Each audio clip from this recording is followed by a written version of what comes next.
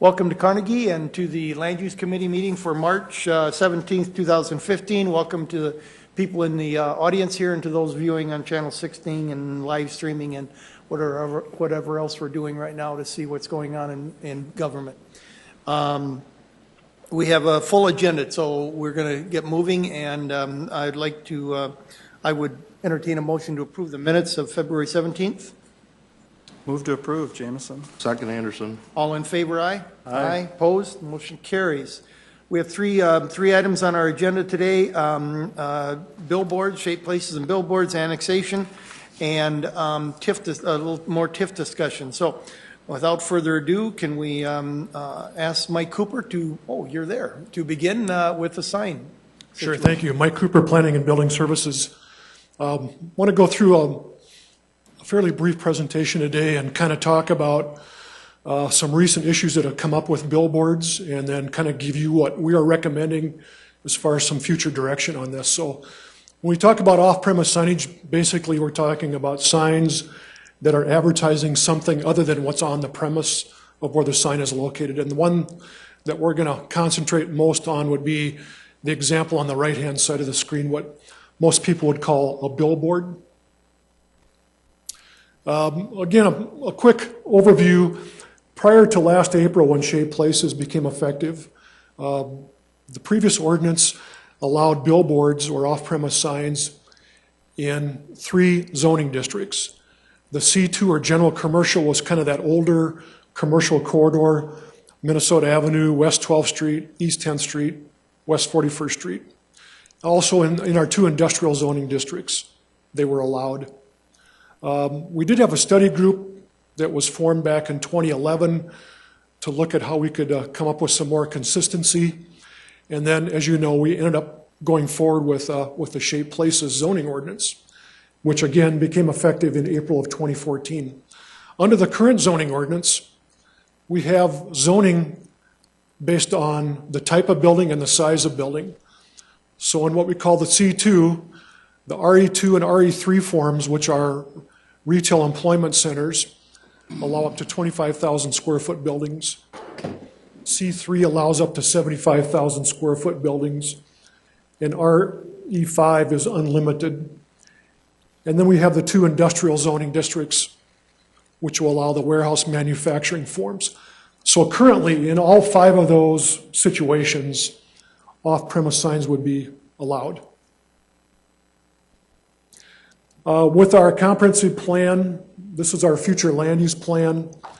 So if you look at all these dots, they represent different sizes or different development areas in terms of employment centers. But all those employment centers could potentially be locations for off-premise signs, because in many cases, they're going to have one of those commercial zoning classifications. So even if you're in one of the examples that we'll talk about today at 41st and Sycamore, if you have a convenience store, you would qualify for an off-premise sign. So the moral of the story is that there are more locations potentially where billboards could be located.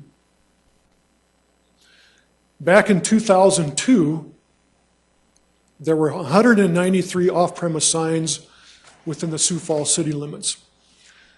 As of April of this year, based on our current count, we have 179, plus there are 12 pending, meaning that they have permits but they haven't been completed yet. So that would bring the total up to 191. So from 2002 to 2015, the total number of signs is not substantially different. Sometimes they go away, sometimes they get replaced.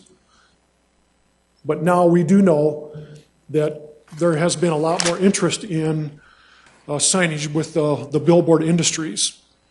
Last year, down by 57th and Marion, there was some neighborhood concerns and issues with proposals for billboards or off-premise signs. And now the most recent one that we've heard about is at the corner of 41st and Sycamore, the northwest corner. A billboard has been allowed to be installed at that intersection because, again, it does meet the Shaped Places zoning regulations. So today, as we're discussing with the Land Use Committee, what is the intent? What direction do you think we should be going with this to take a new look at off-premise signs? Are there changes that we should be considering? What should the process be? As staff, we have talked about internally some different options that we could look at to amend the current ordinance. One would be limiting the different forms that they would be allowed. So in other words, with one proposal, you could limit them so that they would not be allowed within those areas where buildings are less than 25,000 square feet. We could also look at a separation distance, in this case from single family. But you can imagine even along Minnesota Avenue and even along 12th Street and 41st Street, there are residential uses, in some cases within a half a block of those commercial corridors. We could also look at separation distance from what we call sensitive land uses, such as churches, schools, daycares, parks, and so forth. We could also look at additional separation from other freestanding signs.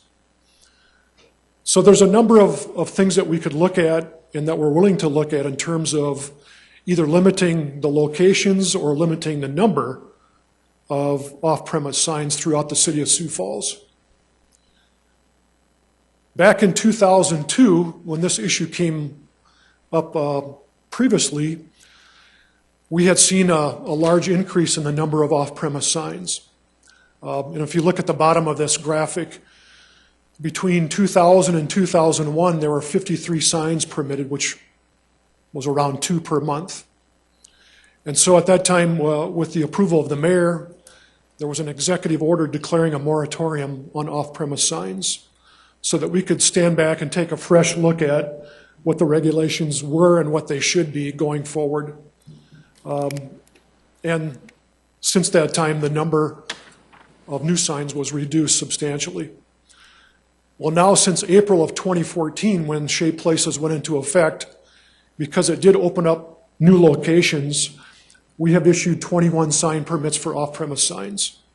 So we're kind of back to that average of 2 a month that we were in the early 2000s.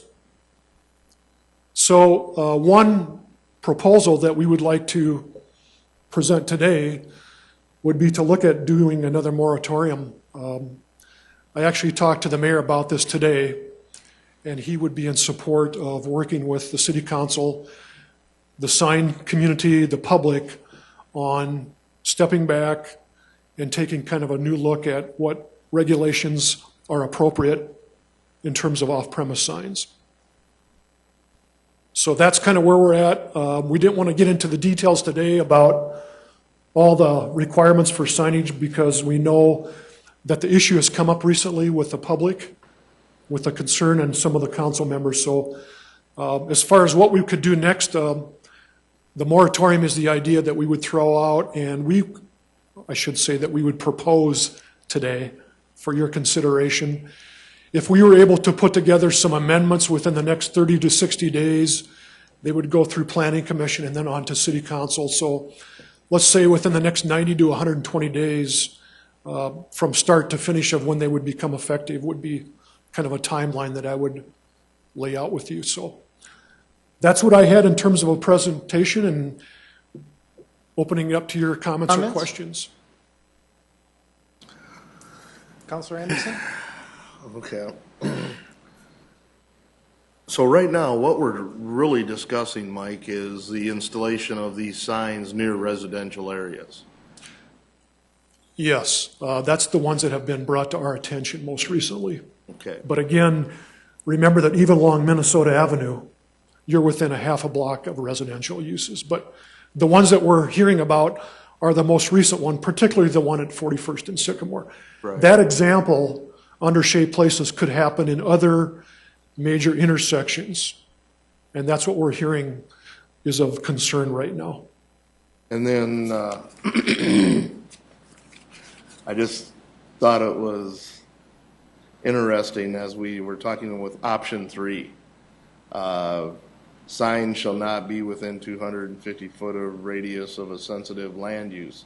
We're calling these land use as some of those sensitive areas: churches, elementary, middle, high schools, daycares, public use facilities, and parks.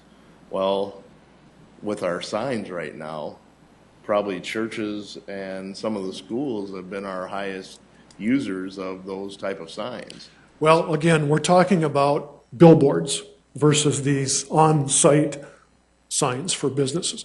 We just want to There's a lock on difference. and keep locked on billboards. That's what I'm understanding is the main concern, but if there's other types of signs that you think we should be looking at, Well, then I guess but my I think next. the main subject today was the billboards. All right, then with billboards, here I show off-premise, district forms, previous existing, as far as with shaped places, your C2, your C3, your C4, and then taking a look at the map here that you have, all the different areas.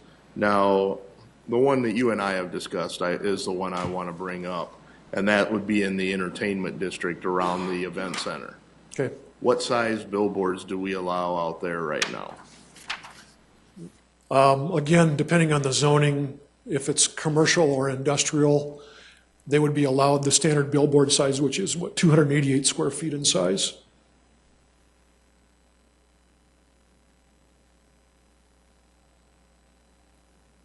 The other thing that I'll mention is that once the sign companies know where the zoning would allow a billboard, then they still need to get permission from the property owner, obviously. So that's another step in the process. They have to get permission from the property owners? Yes, to install one of those off-premise signs. Besides size, if I may, I'm sorry. No, go ahead. Besides size, what other things are we looking at these billboards? Are we looking at pixel strength, brightness? We can. So I guess I'm offering today to open it up to whatever areas that you want us to take a look at. And Spacing, locations. Is this committee going to be an internal administrative committee, or is it going to be bringing some professionals in from maybe some of the sign companies or something like that to discuss? Yeah, we would work with the sign industry, definitely, because they're the ones that are going to be implementing it. Counselor Jameson. Mike, if I could, the map that's up here,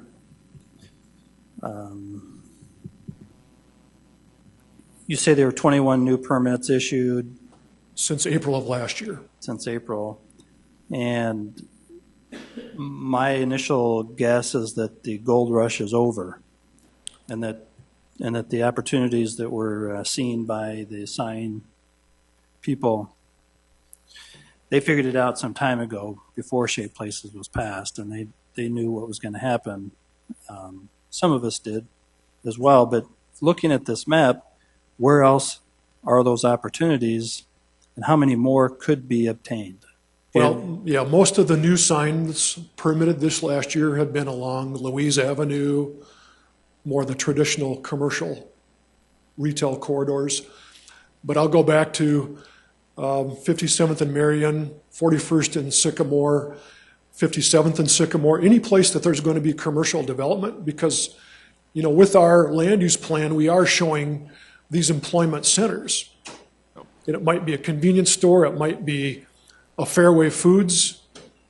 So there's going to be more potential zoning changes where an off-premise side could potentially happen that would be near some of the residential neighborhoods.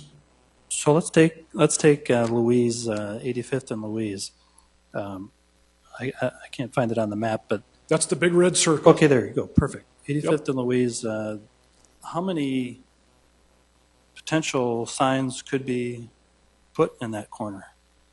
It depends on the zoning and the spacing, but at the actual intersection, it's most likely going to be one per intersection. And so what I'm sensing is yes, we've heard complaints about 41st and Sycamore. I've heard complaints about others as well, but the masses of them haven't even been put up yet. The permits have been given, but they haven't been put up. So the wave has yet to hit us. Is that true? I think the wave is, yeah, I would say that's a fair statement, because right after Shape Places took effect is when the companies went out and started to look for these new opportunities. But as we go forward, another example could be at 85th and Minnesota at that intersection. And you know what we've gone through with that area in terms of discussion about land use. So with our land use plan, we are encouraging these employment centers at major intersections, at arterial street intersections. So you're typically going to have some type of commercial zoning at these intersections of arterial streets. And under the current ordinance, that would open up an opportunity at those intersections for at least one billboard. If I could, Yes. then I guess the idea is, from my perspective, yes, stop the bus. Do the moratorium. Let's move forward with that. I don't know really how that mechanically works, that the mayor has that authority, but let's. That would be by executive order. Okay. Great. Let's do that. We got to stop, because I don't think that the public probably really gets it yet of what's about to happen. Mm-hmm. And we will be probably dealing with a barrage of complaints to come. So I think the first and immediate step needs to be that we, at least I recommend we get the mayor to do the executive order to put the moratorium on it, and then we can figure out what we've got to do here, because. Okay, thank you. Okay, thank you. I'm gonna open it up to a couple of comments from the audience, if you would like. I would ask you to keep them very short. You're kind of seeing which way we're leaning on this already, and so, but if you'd like to make a comment, sir, I know if you give us your name. My name is Dana Lowski, and I've been a resident here for 24 years, and I appreciate the concern of Mike and his planning team that he's ready to address this issue. He's listening to the residents, and would appreciate if he's going to seek professional help from the sign companies that also have some residents on this committee, so they have a voice as well. So I appreciate Mike and Councilor Jameson. I agree with you. I think that as more businesses are aware that these things are permitted, you could have other businesses taking opportunities to put them on their properties and probably despoil some more residential neighborhoods. So I appreciate your work on this. Thank you. Thank you. Anyone else?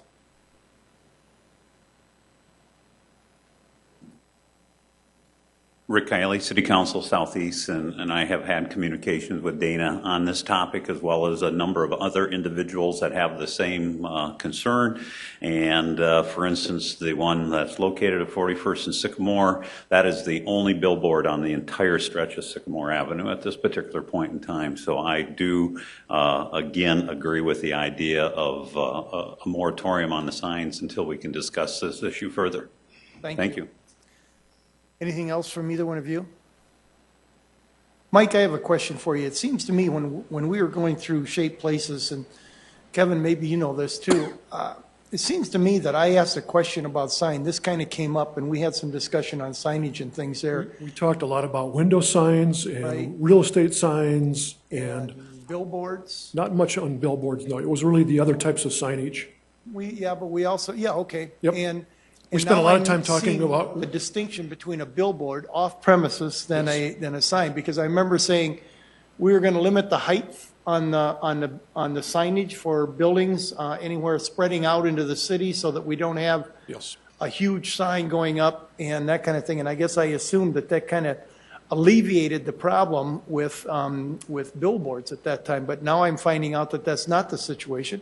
Again, some of the things that we're going to learn with Shape Places. Mm-hmm. So yes, I would strongly urge us to go along with a moratorium at this point, and look at the things that we can do, and also, as he said, to get some public input from people who will be or could be affected by this thing. Right, So so we'll work with the residents, the sign industry, the land use committee. and, Try to put okay. something together. Would you like to make a motion to that effect? Before that, if Okay. I could, Mike, the time sequence to enact and to authorize an executive order, obviously, some of us have been aware of the sign problem for longer, but is the mayor just now aware of it, or is it something you proposed to him, or why is it that he is now? We proposed it to him. Okay, so he wasn't aware of the problem. I don't know if he was or wasn't, but I would just say that I made him aware today of what the presentation was going to be. Actually, as staff, we didn't talk about the moratorium until fairly recently because, again, as we're hearing more issues, we thought maybe that was the best approach to take, so.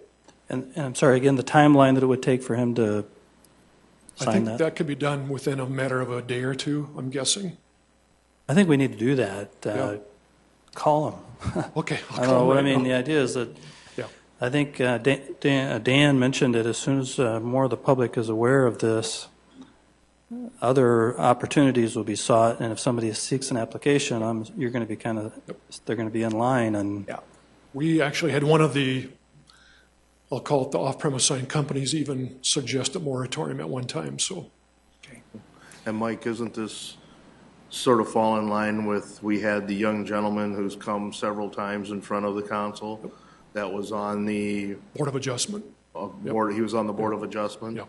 And he's talked about signs multiple times. Greg. Yeah.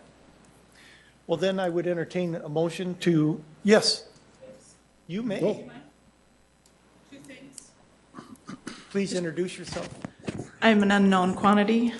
I'm Michelle Erpenbach. I represent the Central District on the Sioux Falls City Council. I have two thoughts on this. One, and maybe I'm jaded a little bit because I do live in the Central District, and we have had billboards within half a block of our houses for years. And now some of these areas that are growing and beginning to have commercial areas now are being treated to the same sorts of displays that we have already had. And so I'm walking kind of a squishy line here because I work in the area of 57th and Louise, which is now getting some billboards that are maybe a little closer together than I would like them to be. But do we, as a council, as a city, limit those areas that we've said are going to be commercial? I mean, if you look at that map, we said very clearly in shaped places, and Councilor Anderson's right. We heard over and over again about billboards, not only from Mr. Niechert or whatever his last name is. I apologize. I know he's watching. Nicer. He pointed it out to us over and over again. I took input from citizens over and over again. It was very clear that there are going to be areas where we're going to see billboards, and every time someone asked me about it during the campaign, I always said, yes, there will be more billboards in those areas that we're designating, and that we have to be clear about that is what we voted on as citizens. My other thing then is just my concern. I'm sitting over there kind of geeking out, and I apologize, but I want to be clear that an executive order only controls the behavior of staff, administrative staff. It doesn't become law. It isn't the council saying stop permitting billboards. So I just want it to be clear that we're throwing out this executive order thing, and it's not like a federal executive order where we can make national parks and whatever. The mayor of the city of Sioux Falls can't do very much with executive orders. So I just wanted that to be clear. Questions? You're giving me faces, so I'm just... Right, and that was my question about the mechanics of the executive order. It seemed odd that they could, but if the moratorium is really about staff and how they will no longer be allowed to issue a permit, I'm sensing it's about the mechanics of it. Right.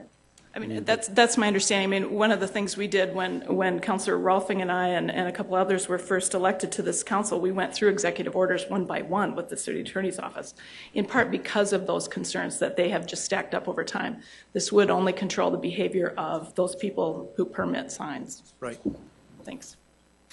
Yes, Councilor Anderson, then we're going to move on. As we've talked about the moratorium, Mike, when I'm looking here on these options, I'm seeing signs shall not be within a 250-foot radius of sensitive land use, or, whatever for each option.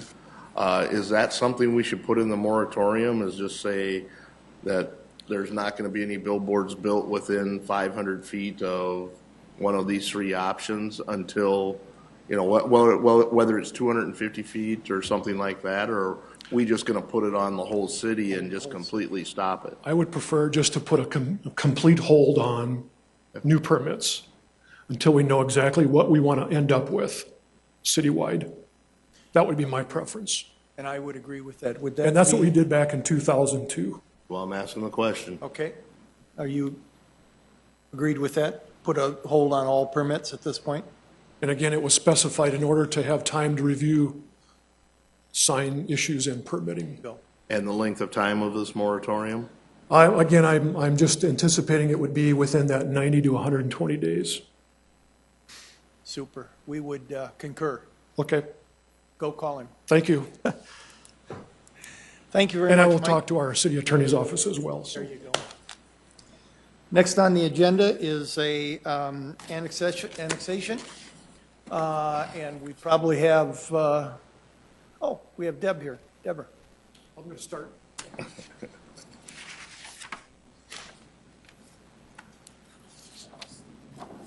Are you ready to go? Oh, you're going to start. Thank you, yes. Mike Cooper again with City Planning and Building Services. Joining me today will be Mark Cotter, our Director of Public Works. Last month, we were before the Land Use Committee to talk about a proposal for developing some special assessment policies as we go out and initiate annexations of areas that are adjacent or surrounded by portions of the city limits. We wanted to come up with a process that we could use to work with property owners in some of these unique situations. So, as you know, there are two ways to annex property. One is by petition of the property owner, and then also by the city going out and initiating the annexation. Why do we want property annexed? Well, and what happens after property is annexed? The key thing is that we want those infrastructure improvements to be made that meet the city standards, utilities, roads, all those kind of things. We know that in some cases, utility rates can decrease from what the property owners are currently paying for those rural water rates or septic rates. Property taxes will increase slightly in most cases, but the services that they are getting would be things like police and fire protection. So there's a lot of reasons why annexation is beneficial to the property owner. And what we want to do quickly today is go through with you one more time what we've come up with in terms of the infrastructure requirements and how the assessments would be made, and then to kind of wrap it up as how we would like to administer those requirements. So with that, I'll turn it over to Mark Cotter. Thank you, council members. I do think this has been a really good discussion to just take a step back, listen to some of the feedback that we've received over the years, and then really come back and sit down and come up with some slight changes to the current policy to make it more fair, more uniform. As we start to move forward, there's a number of islands that are either in the city today or will be, and this will be a good stepping off point. So just some basis for it. Water mains would be sized for adequate fire protection. Typically in a neighborhood, those are 8-inch diameter mains. Sanitary sewer lines are installed to replace septic tank systems or failing sanitary sewer lines. The more dense these rural subdivisions are, there's more septic systems, and that just has an inherent effect on groundwater, or could, and so we want to get them into a modern sanitary sewer collection system. Detention ponds, grading improvements, curb and gutter, constructed for better drainage. In many of these rural subdivisions, they weren't laid out with really the intention of good drainage, and that's why there's swales or there's backyard drainage issues, and we want to have the opportunity to make those right and address drainage issues. Sidewalks, they're critical. There's certainly with all the accessibility needs, and to have safe walking in not only for that specific neighborhood, but to connect neighborhoods on northwest, east, west of those areas. We want to make sure we have good sidewalk system, paved streets and well-lit streets to provide the safety that those neighborhoods need. Next stream. All right, this is just a slice of a street to give you a sense of what's above ground and what's below ground. A lot's going on. This is just a typical example that we like to share. So when a neighborhood is considering annexation, that when they look out, in many cases, there's no utilities below ground because there are normally sanitary septic systems in the back. There may be a rural water line, or they may be on private wells. And so this is just basically gives you a slice of where the public and private utilities are, street lights, sidewalks, and how that fits into the neighborhood. All right, so we've made a couple of changes, and again, I think it's a more fair way to distribute the costs. So we'll take you through those, and we've got really two different situations. We have the first is a grid pattern, fairly uniform, rectangular neighborhood, and we have some non-grid where you look at like a cul-de-sac situation and how the fair way is to distribute those costs. So the first is, this is a typical grid that picture shows, two rows of houses with the supporting streets. One of the things we looked at was, is it appropriate to assess the drainage costs based on the front foot? And that varies, really, the drainage is really based on the amount of rain that hits a particular property. And so for drainage in general, we thought you should pay a fair share based on the size of your lot. And so drainage improvements would be, you calculate up all the drainage costs from sump pump collection systems, storm sewer intakes, ponds, and then you divide that by the square footage of the served area, and then we'll apply that unit of square foot cost across for each lot. Water, sanitary sewer, streets, sidewalks, street lights, that would be on a per front foot cost on the address side. One of the key points that we've heard over time is, and really to try to dive into this benefit discussion, is the corner lots, since they actually own frontage on two sides. They were in the past, and again, we haven't done an assessment for many years, but in the past they were assessed on both those sides. But then you have to ask the question, did they really achieve any additional benefit being on a corner lot as opposed to being in one of the inside lots? And so we took a look at that, talked through that, and came with, let's just assess each property owner on the address side. So corner lots would be addressed just like the infield lots are. And then this is the more irregular, non-standard grid. This is a typical cul-de-sac. As you drive into a cul-de-sac, you'll see a number of the houses. The first few on the way into the cul-de-sac would be more standard. But then as you get to the bulb, there are some of those property owners that have 30, 35 foot of frontage. But then their lot may be large. It's understandable that they're probably all getting the same benefit from having the street. So had a good discussion about this and found a better way to actually apply those costs more fairly. First and foremost, the drainage would be the same, and so the drainage, just like on the grid system, would be applied on the square foot basis. So on some of those lots, you'll see that they're large. A lot of rainwater hits those, and so they should pay their proportionate share.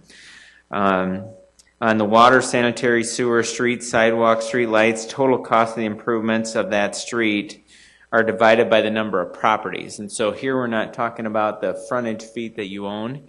On this particular cul-de-sac, we would add up the cost to develop that cul-de-sac from that rock road in, and then simply just divide the cost by 5. More equitable and more evenly spreads the costs. I feel like we can incorporate these minor modifications into an internal manual, and that's referenced as Policies and Procedures Manual for Special Assessments and Cost Recoveries that we've been currently operating for many years. Benefits to having a new uniform procedure adds continuity to the process for staff, so there's no different situations applied to different neighborhoods. stipulates a clear and concise procedure for property owners to understand. Annexation is not easy to understand. That's a pretty big transition to go from living in a rural subdivision to all of a sudden being a part of a city, but then also upgrading your streets to our design standards. It's a big transition. Provides a fair and equitable distribution of costs with these minor changes, and then may eliminate annexation delays. Mike Cooper will complete our presentation. Mike. We would like to get the committee's endorsement to allow us to keep going forward with this procedure. And just to remind the council that whenever an annexation comes to you as a resolution, that resolution could detail what the assessment process is going to be. And also when we do a resolution of necessity after the property is annexed, that would also lay out the details of the actual assessment. So there'll be at least 2 opportunities for the city council to review the details of any of these as we go forward with them. Okay, are there questions, councilors? Yes. Councilor Jameson. Thank you, Mike or Mark, maybe Mark, I'm not sure, but the question is on the grid system of the neighborhood setup, standard grid. I like the idea of the corner lots not getting hammered essentially to get that side road put in, which they have no access from, essentially, but I might have missed it. The extra cost for that side road, you could have a side road where no residents have access and none of them would be paying for it. How would that road get built and paid for? Well, even if all these houses didn't actually front that street, it's still a critical street to build the neighborhood. And so we'd take all the street costs in this type of a neighborhood and then divide it by the number of front foot that exists on the address side. And then we'd just simply apply that. So everyone in that situation would be paying their proportionate share for this side street. Okay, and so this one, just example, but you've got perhaps a cul-de-sac built in there somewhere. I don't think these guys do in that area, but somewhere you could in the future. Those guys in the cul-de-sac would be, if I could figure it out, they've got to be a lot less cost for them to live on a cul-de-sac and then be annexed in because there's just a lot less square footage. I mean, not that anybody should win or lose. It's at the end of the day, it should be an equitable process. I think you're onto it, and I think the question was asked whether you should continue. And I think you're onto it. You should, at least from my opinion. But wouldn't that on that you would divide that whole street down there by 5 Instead of by the front footage. instead of by the front footage? So there wouldn't be a shorter, like the one on the south, it'd be the southwest corner there, would have a very small square foot or front footage, but would share in the street by 5 on that whole cul-de-sac. My misunderstanding that the guys who live on a cul-de-sac would, at the end of the day, would pay less? I think we'd have to see what they are in a typical neighborhood. We haven't ran one of those scenarios, but it could be if it's, say, a long cul-de-sac, they could be paying more. Right. If it's a short, it could be paying less. Okay. And we do have some cul-de-sacs that are, at that 500-foot long level. And I seem like we see more of those than the shorts, but I think we're going to see potentially both situations. But no, that's a good comment that we'll take in. We're still working through some of these issues. This example is really one where you have more of the traditional rural subdivision with large lots of maybe 1, 2, or even 3 acres in size. That's what we were trying to address with the equitable situation.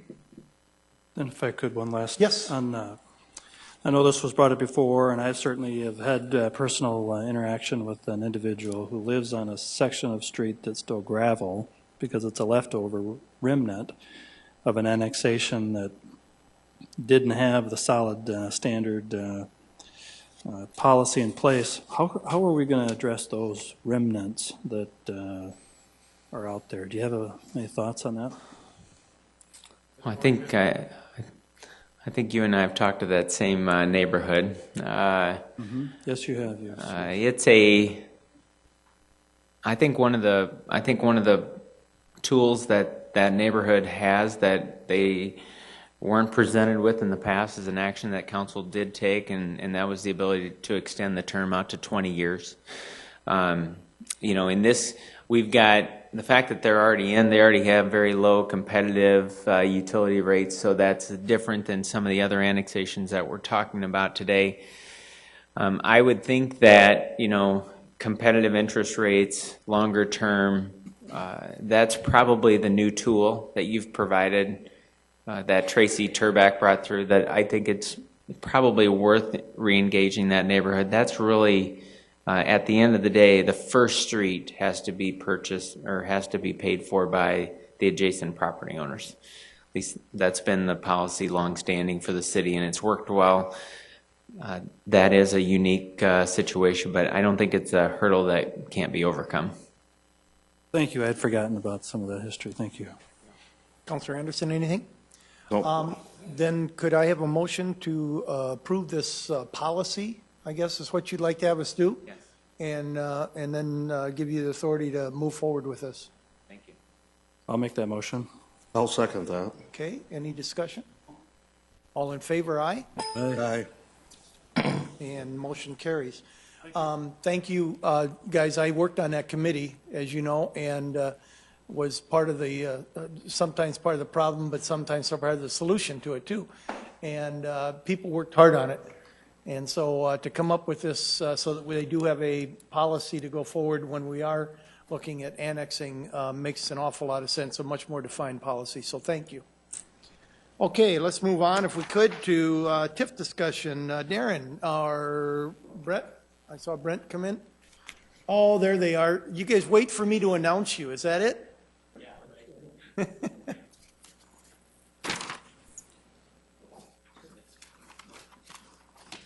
Sorry about that. You know, we were just talking out in the room there while you guys were wrapping up.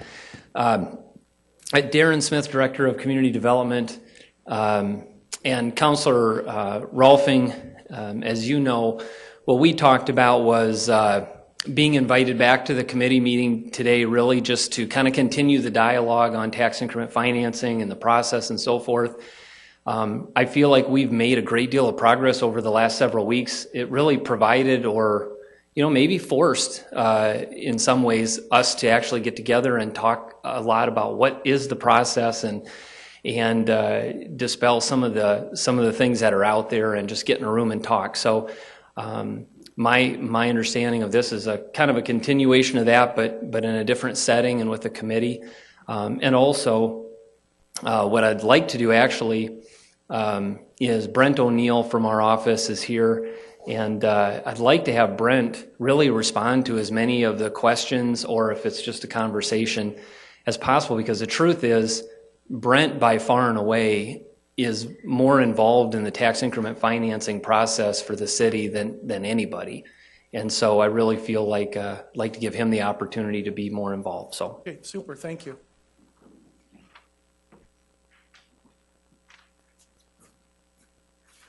Hey, good evening. Brent O'Neill, Economic Development. Here to answer any questions, any dialogue. If it's all right, I might pass out a few documents that we have. Yeah, you want a copy?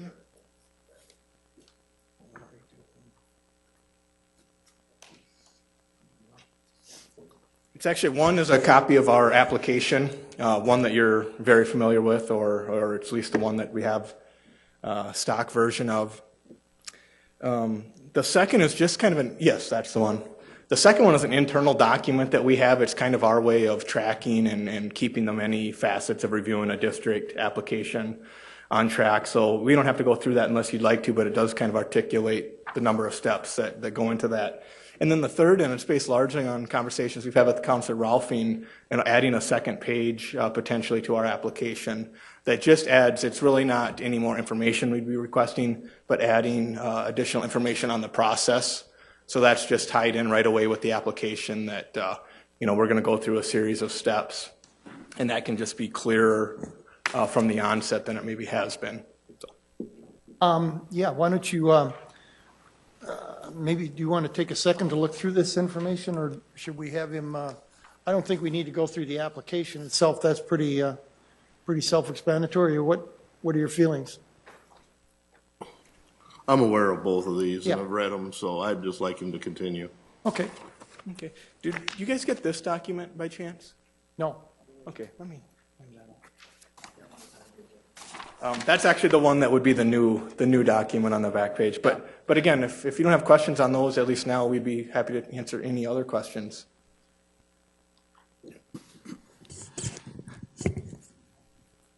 Council Chair, I would, Yes. if I could. I'm not aware of this one, but I'd sure like a chance to review it some more. thank you. And this one is, what was this, 30? That would be basically a back page to our application, just kind of an information sheet. Oh, like the definitions and things. Yeah, just giving a little more info to anyone that's interested in applying or anyone that's just interested in general. If I could then, Mr. Chair. Yes. I spent some time reviewing the informational that we had a few weeks ago, and we grilled Darren up here, and now we'll grill you, I suppose, is the procedure. But the notes that I had and wrote from people's comments, counselors who participated in the discussion, it really came down to the application process being more open, more transparency, see who's asking, because there was some conversation about a number of people weekly coming in with proposals that we have no idea about, but you have gone through. Just in a quick comment, these pieces of these new ones that you've provided, do you think that has helped improve any of that process? I think it does, and at a minimum, and I'd strongly say this, I do think it helps clarify that a little bit and maybe makes it clearer going forward. I think, this sheet right here, the one that would be kind of the add-on to the application, I think the application as it stood was fine, but it really is nothing more than fill in the blank on the relevant topics. I think something like this attached to the application does provide a little more information for anyone, particularly any applicant, and kind of what the process looks like. And, I know there was some consternation about the process and, how to apply, when to apply, and so forth. And I think this kind of says, again, it doesn't allude to any conversations that, anyone has at any time, but it certainly says, if someone wants to bring a TIF district forward, here's the process, here's the application, here's the number of steps that we're going to go through to take it forward. And I'm just reviewing this as now, for the first time, this TIF application cover sheet. Should be noted that all of those things that are essentially a checklist, once they're provided, start to generate a pretty good file of what's getting proposed. The boundary plan, the maps, the financials, legal review, those kinds of things. But I think the heart of the matter, though, Brent, is the idea that there's TIF applications being made that are getting determined good or bad for reasons that others may not clearly see because it isn't defined in the application or in the TIF that there's a problem. But due to subjectivity, they're being denied and sent out of the room. And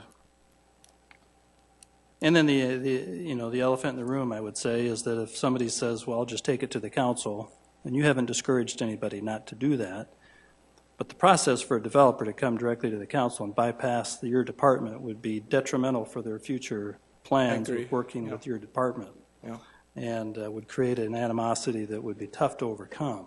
And that's the elephant in the room. And I think what we're trying to figure out is a way to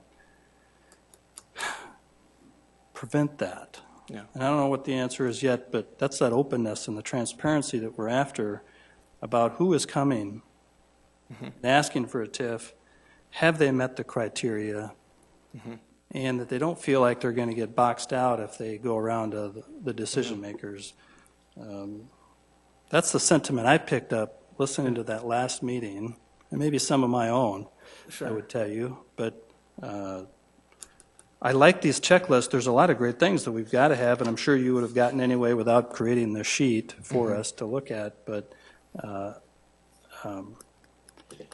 you got to help me get past that hurdle of. It's a little bit. I'll say this. It's like we want to trust you. Yeah. But we need to verify. Sure. Trust but verify. Yeah. That's what. I don't know how deep we can get into it to make sure that there's nothing going on there, but I sense that that's the hesitation the council is feeling is we want to trust you, but we need to verify. No, we appreciate that, and we want to be trusted. If I could respond, and there's at least 2 points I wanted to respond to. I think the first is I just want to clarify from our perspective that that we feel that this process is pretty clear, and we're trying to make it clearer. But really, in no instance has our office ever been in a situation to tell someone not to apply or not to go forward. I mean, we really feel, and I think that goes back to the ordinance that we worked on a couple years ago. We really felt between creating a formal process and adding a fee that anyone that did apply was really entitled to go and see the process through to the end. So in that respect, I do think, even though maybe there's a perception out there that things have happened otherwise, I can assure you that there's never been a situation where... All right, fair enough. I get it. I get the idea that you've never said it, and I'll agree, and maybe and I can't prove it one way or another. I'm saying that the elephant in the room is that any developer who's been down this path before clearly understands that they cannot go around you without ramifications. And if they do so, they'll come back in the future asking for another plan or project to be approved, and the cold shoulder will come on hard and heavy. And as well, the retribution potential of having legal reviews and other things put into play to, analyze the TIF that you don't recommend, essentially, and then all of a sudden those costs get added into their project and their legal fee goes through the roof. Sure. So I'll clear the record for sure, Brent. I don't know, and I've never heard, and I have no truth to know that you've told somebody not to apply. I just want you to admit that the elephant in the room is that it would be very troublesome for any developer to try that. Well, I think that's a fair statement. I would also say, and I'm certainly as an employee of the city and one who takes a lot of pride in my work, I really would never feel good about myself if I thought that was the case, that there was retribution or anything like that. I do think whenever we give a recommendation on a TIF district that it really is one that's based on a merit review. It factors in a lot of things. I will say there are certainly projects that, and I think it might have been one of the comments that got made at the last meeting, that a lot of times when a TIF conversation comes up for the first time, someone that brings it up is, on the half-yard line with 99 and a half yards to go, to kind of use a football parable, that it's really not some project that's fully baked, but someone is kind of floating an idea. And at that point, it's just, we could, as staff, be in a position of saying no comment, or giving a bit of an opinion, and sometimes we do. But again, I guess I don't completely disagree with you, Councilor Jameson, but I would also say that I do think our process is pretty transparent. I do think anyone that applies is treated fairly and has the full right to a full process. Okay. Councilor Anderson? Sure. If I can sort of weigh in on Greg's great start there. Number one, when we start taking a look at this process compared to zoning process, basically the developer will come in, has a piece of property that they want to have either rezoned, or we'll say they're going to ask for TIF. Mm-hmm. From that point on, they have applications that they need to fill out, mm-hmm. and then if it's a zoning request, then planning department takes a look at it, correct? Correct. And they give their opinion whether or not they can support that or not. Right. In this case, they fill out an application to your organization, to your department, and your staff looks it over and does the same thing. Am I not correct?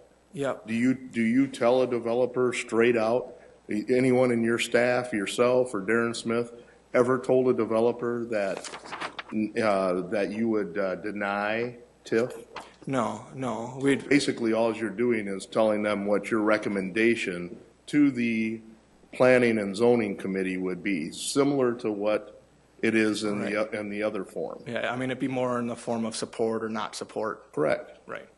So I guess that's the point I'm trying to make here, is that this process is very similar to planning and zoning, and that yes, there's going to be some times where we're going to have to be the hard part of it and say no, and that there is going to be probably some people who think that their plan, their project is the best, and it should get whatever they ask for. Well, that's why they have the application. And even with or without support, you can still continue with zoning and planning, and you can still continue with a TIF request. So the only difference is that I saw in the whole process is that there's a fee. And it's not a large fee. They're considered on what I've seen for some of our TIF requests. Right. And the previous council, and I think this council also, has been pretty firm about where we are with TIF and what we believe TIF is utilized for. I have spoken with, a group that was looking at coming up and wanting to put in TIF. And my question to them was, if you feel this project is that good, why don't you put in the application? And I just sort of got that sort of stunned look. Sure. And it was more of a, well, we didn't think that we could do that, or, if there's that miscommunication, I'm not sure.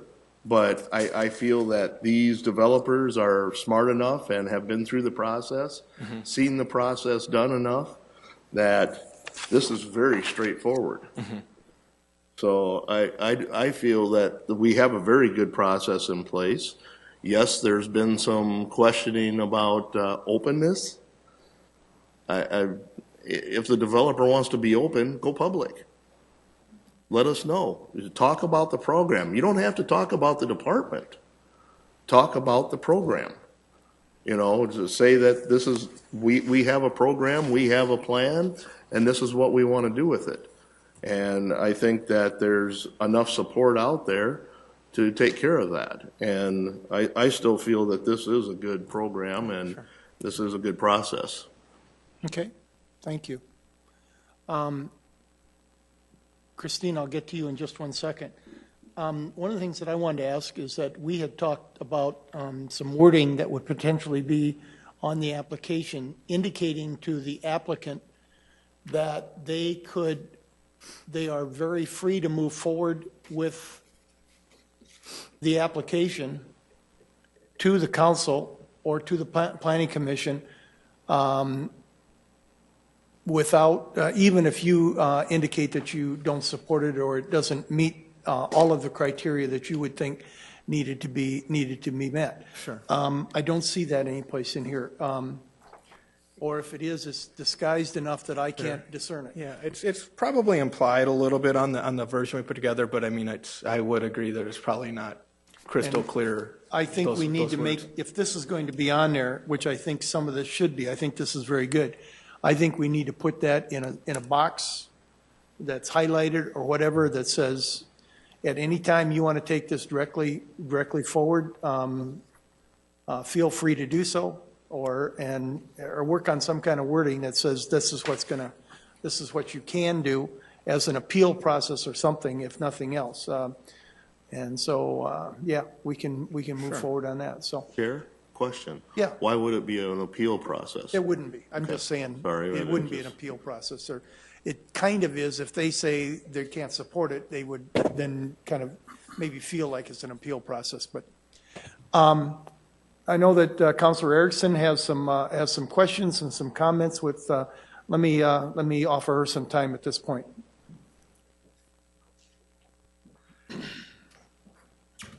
About fall over. City Councilor Christine Erickson at large district. I have taken some time to work with our staff as well as Darren and Brent as well in talking with some suggestions of making a process that's there and improving it. Not saying, and when I met with them, I didn't say your process is broken. It's how can we make this better? We're talking about major tax dollars being used in the increment. So we need to be responsible and prudent, and I think they're doing that. They've demonstrated extreme caution as they're doing it, as well as being extremely conservative when doing the increment based on our conversations. And so I'm appreciative of that, the conservative figures that they're giving.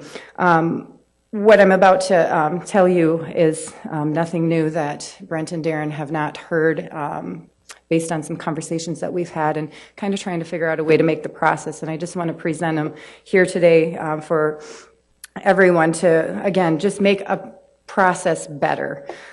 So the first thing that we talked about is as our council changes and our chairs change and new people are elected with terms, we want to make we would like to make a standardized format. Bixler is our go-to finance guy. And for him to be able to have an idea of everything going on, so as we are changing a council, he's got equal access and opportunity to educate us on those projects and keep us up to speed on them as well. This would possibly include executive summary that calls out select information, decision makers, and can refer to prior and during the proposals.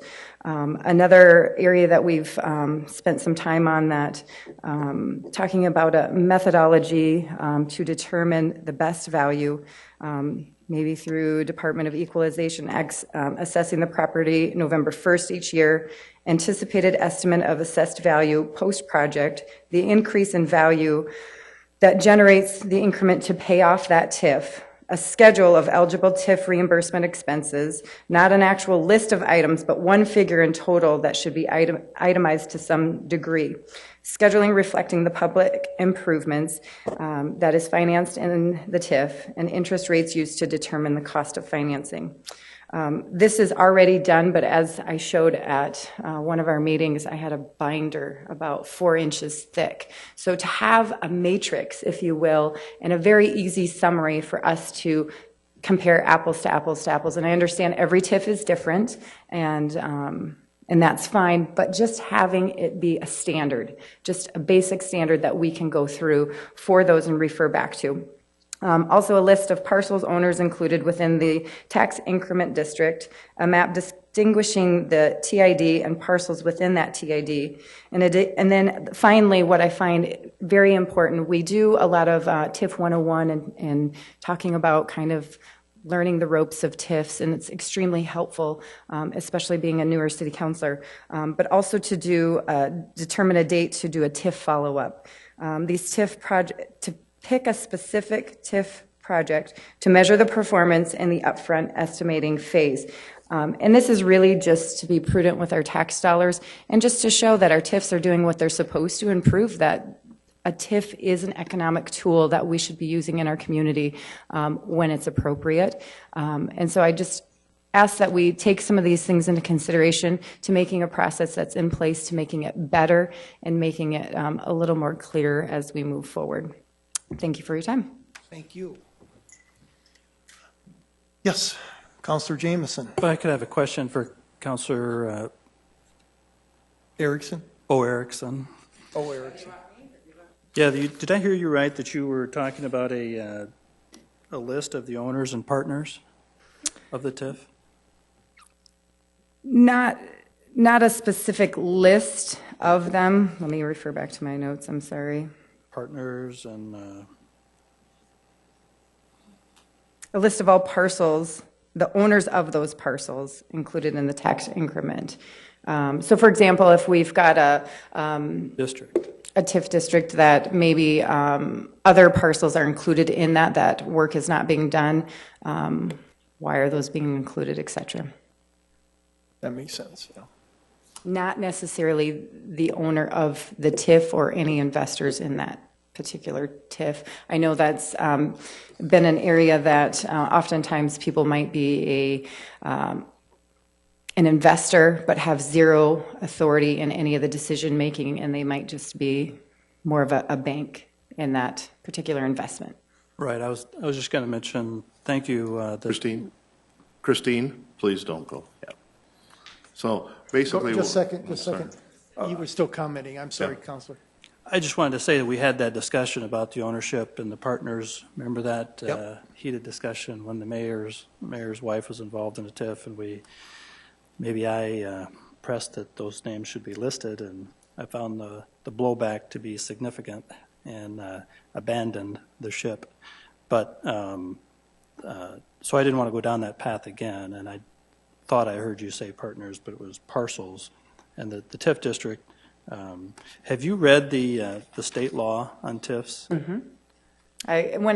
Previously in the legislature, we were given every year since I served on the tax committee, we met with Department of Revenue, and we did a tax 101 from the state level to understand, as we had many laws that were being attempted to do. Okay, perfect.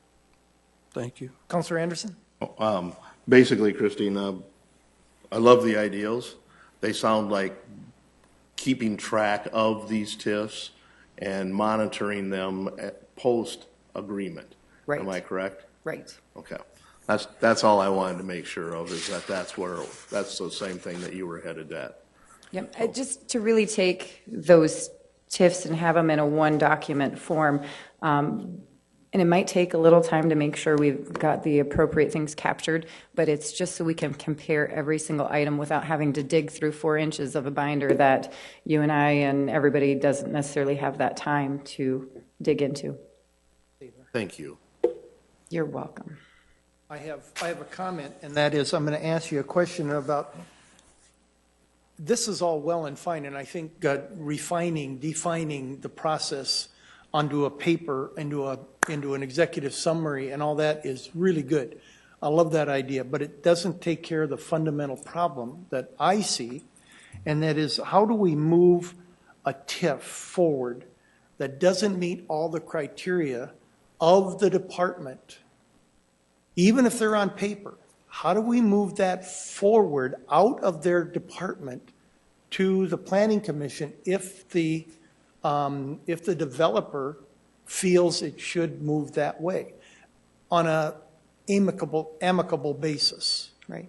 And I still don't see how this is all well and good and fine, but it doesn't solve that problem.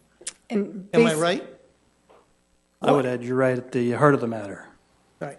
Yes. Right, but I'm trying, and we spoke about this before it came to land use, because what I'm looking at might not be the exact same that you're looking at, but when we talked, we discussed that, fine, bring it forward, bring it here, instead of taking it to fiscal committee or another committee. So as we're looking at TIF, it's a process that I feel warrants enough attention and responsibility on our part with the taxpayer dollars to make sure that we can make this process as clear and concise from a few maybe different areas. Now, if you've got ideas on that and your ideal is to bring it in a different format, great. However, this is what's going to help me as a new counselor. Right. I understand that completely. And it'll help all of us, believe me, right. So that we'll have a very concise and a standard format that information is brought to us when we end up having to make the final decision. And if one of the things that was discussed as well is adding a little section on here that says that any time if you would like to take your project forward, it is your right and responsibility to do so, and it's right. A little asterisk on the application, so it's very clear that anybody bringing that application forward or during that process, it's printed many times. Mm-hmm. And I know that's something that you had brought up to me, and that's... Yep, and it was, okay.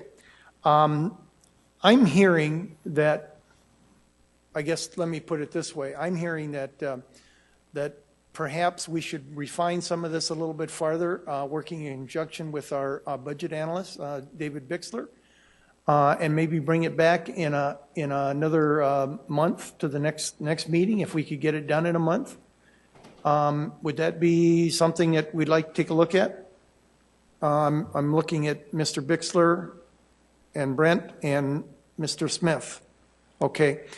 So we will schedule you for the next Land Use Committee meeting, which is about a month from now, and expect to have some continued, as Councilor Erickson said, a matrix, if you will, of the standardized sheets that will come with every one of the TIF applications that come in.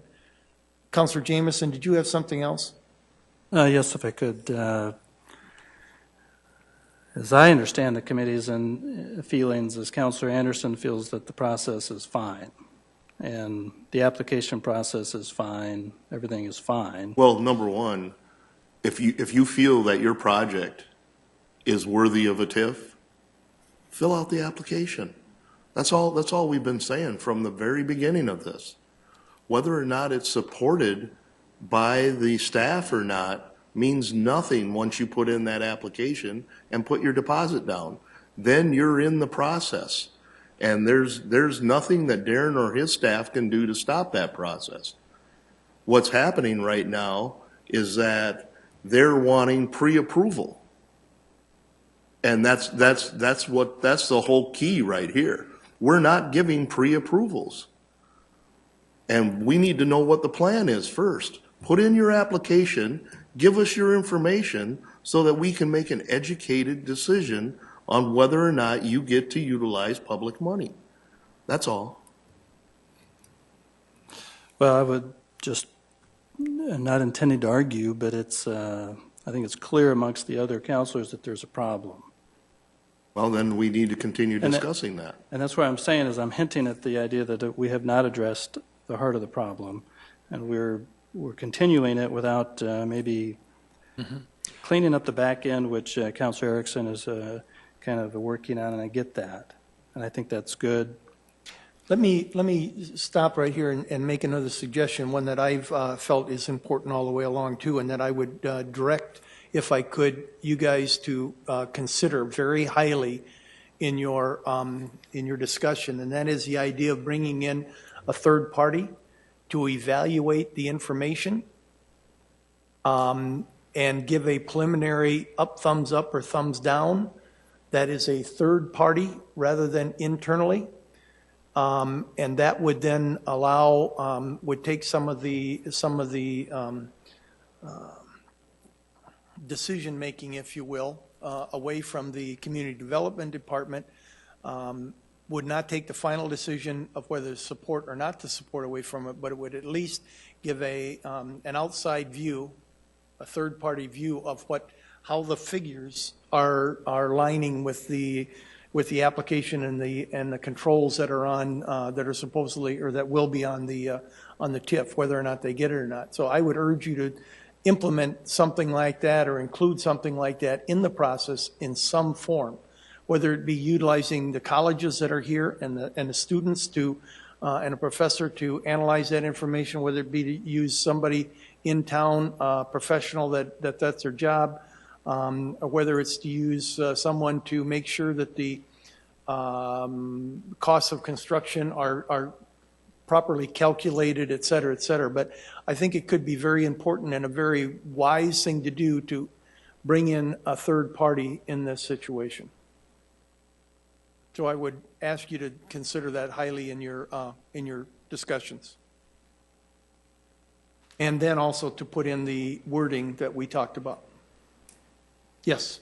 And if I could, well, now that you bring up the third-party element, and only for this discussion, I know that I had proposed in the past a committee of 2 county commissioners, 2 school board members, and 2 counselors review the application in the attempt to bring the county and the school to the table. Even though the authority lies with the council, it's a gesture of participation and giving them a chance to participate in the process and hear their recommendations before they're told what they will be from us. And And I understand comments from others that they don't want to create another level of government officials getting in the way.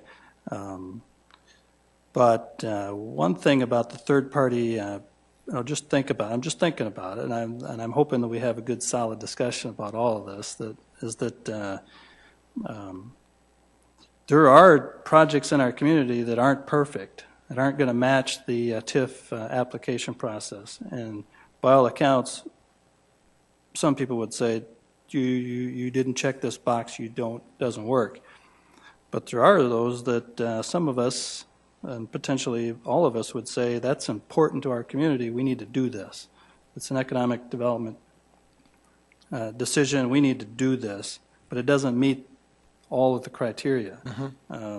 It still meets state law, but not all the criteria that we may have. Right. So I don't want to lose it to a third-party group that may not have that community involvement and understanding of our community, and all of a sudden we wind up leaving it in somebody else's hands. It says, you didn't check this box, and so it can't happen.